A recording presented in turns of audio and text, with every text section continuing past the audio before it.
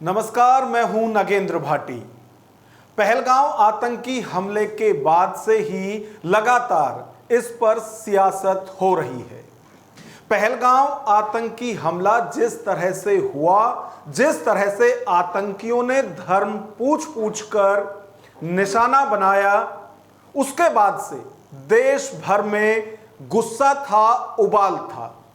हालांकि इसके बाद हमारी सेना ने पाकिस्तान की सीमा में घुसकर आतंकी ठिकानों को निशाना बनाया। ऑपरेशन सिंदूर के बाद जब सीज फायर हुआ, उसके बाद जो सियासत है देश के अंदर वो और ज्यादा बढ़ गई। किसी ने हमारी सेना के अंदर सेना के जवानों का धर्म ढूंढा, किसी पार्टी के नेता ने हमारी सेना के जवानों की जाति ढूंढी।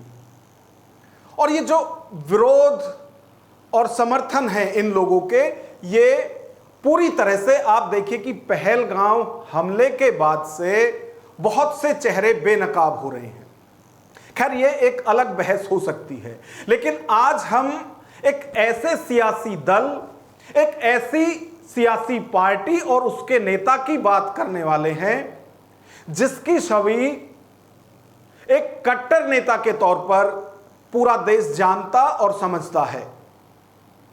इस वक्त हम बात कर रहे हैं AIMIM के नेता असदुद्दीन ओवैसी और उनकी पार्टी का।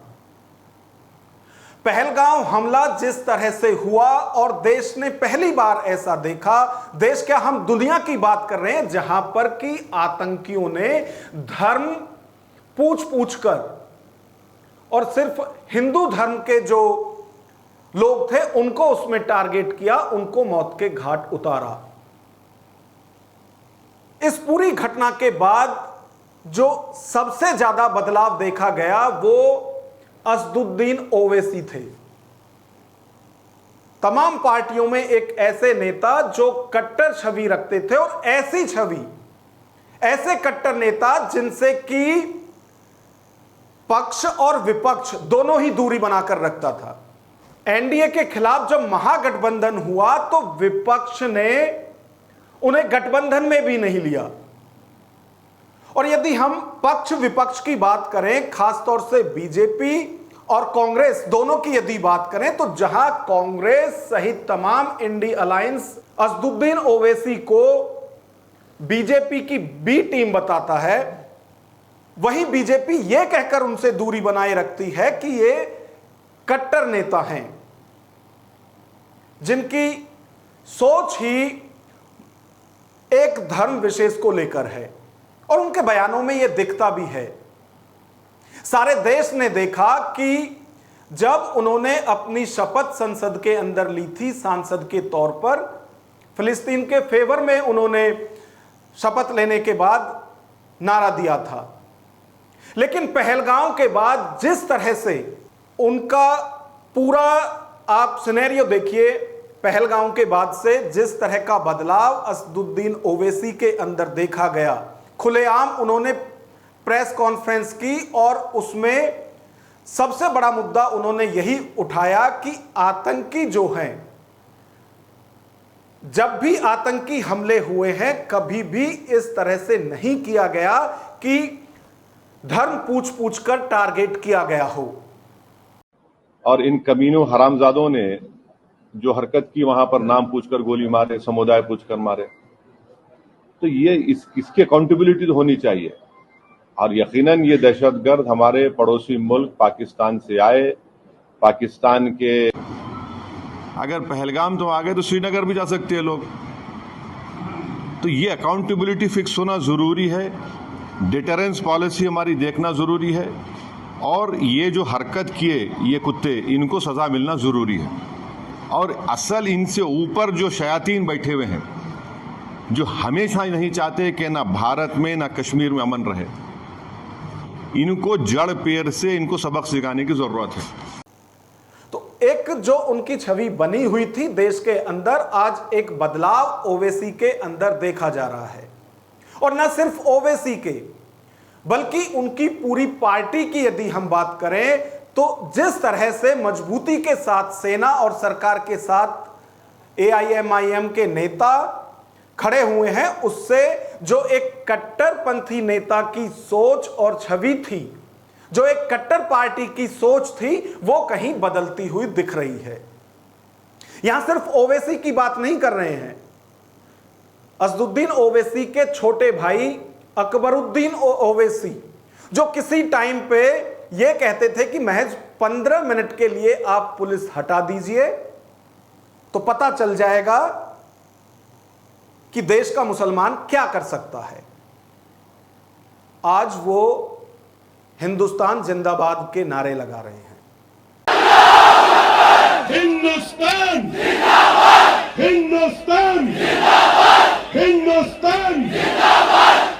एआईएमआईएम के जो प्रवक्ता हमेशा कट्टरवादी सोच के साथ टीवी डिबेट में बैठते थे, आज वो भी हिंदुस्तान जिंदाबाद के नारे लगा रहे हैं। अपनी सेना की शौर्य की गाथा वो हर जगह गा रहे हैं।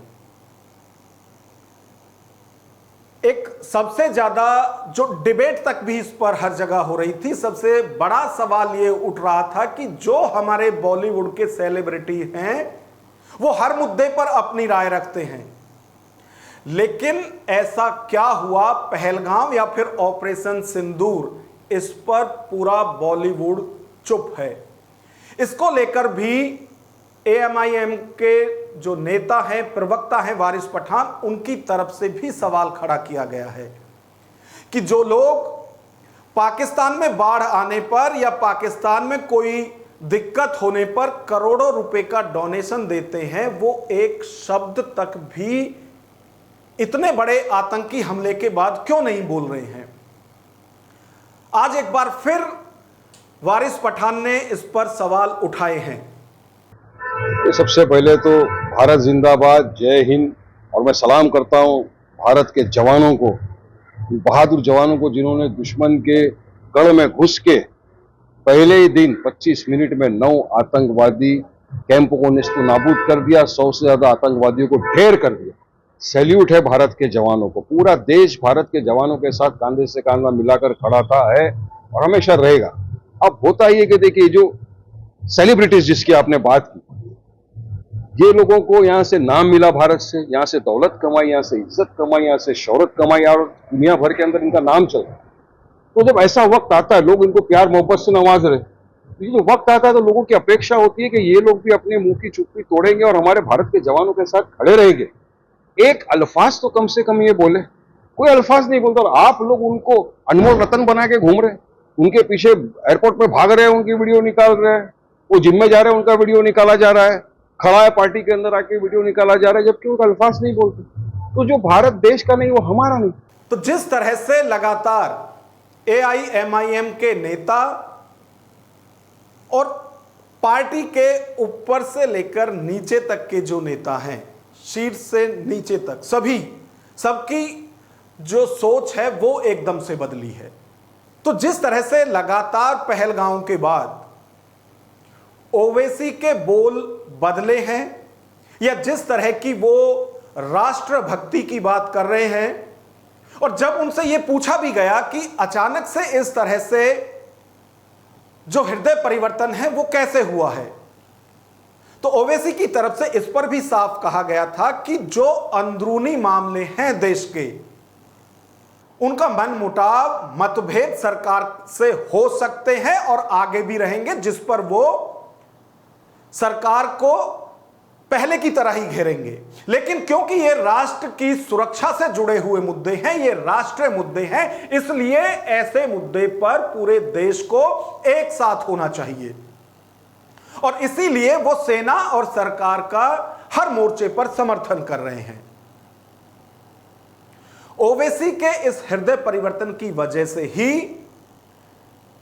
जो एक प्रतिनिधि मंडल बनाया गया है, जो बाहर के देशों में जाएगा और आतंकवाद के लिए पाकिस्तान को बेनकाब करेगा,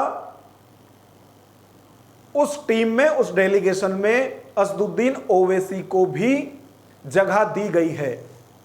यानी बाहर के देशों में ओवैसी भी आतंकवाद को लेकर जो नीति और नीयत पाकिस्तान की है, उसके लिए उन्हें पूरी दुनिया में बेनकाब करेंगे। तो इस पूरी खबर पर, इस पूरे सिनेरियो पर आपकी क्या राय है, आपकी क्या सोच है, वो कमेंट बॉक्स में हमें जरूर बताएं। नमस्कार।